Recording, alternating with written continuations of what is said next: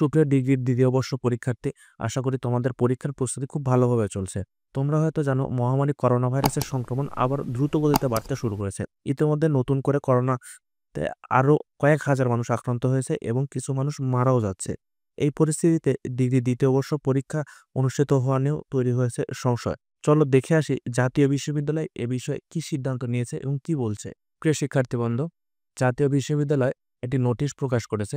নোটিশে বলা হয়েছে, জাতীয় বিশ্ববিদ্যালয়ের সকল শিক্ষক, কর্মকর্তা ও কর্মচারীর অবগতির জন্য জানানো যাচ্ছে যে করোনা ভাইরাসের সংক্রমণ ও বিস্তার রোধকল্পে সতর্কতামূলক ব্যবস্থা গ্রহণের লক্ষ্যে অফিসে মাস্ক পরিধান সহ সকল স্বাস্থ্যবিধি মেনে চলতে হবে।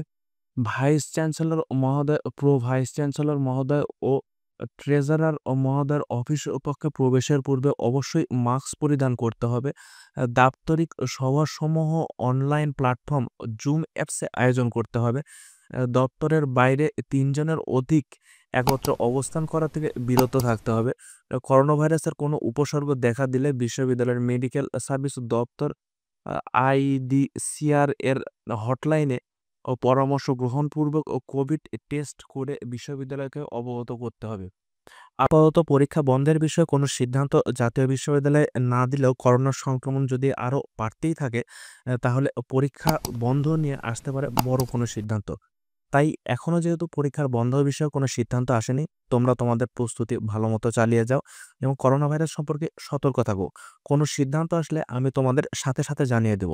তোমাদের যে কোনো বিষয়ে যদি সাজেশন দরকার হয়, তাহলে স্ক্রিনে দেওয়া হোয়াটসঅ্যাপ নম্বরে তোমরা এখনই যোগাযোগ করে সাজেশনটি সংগ্রহ করতে পারো। এতক্ষণ আমাদের সাথে থাকার জন্য তোমাদেরকে অসংখ্য ধন্যবাদ।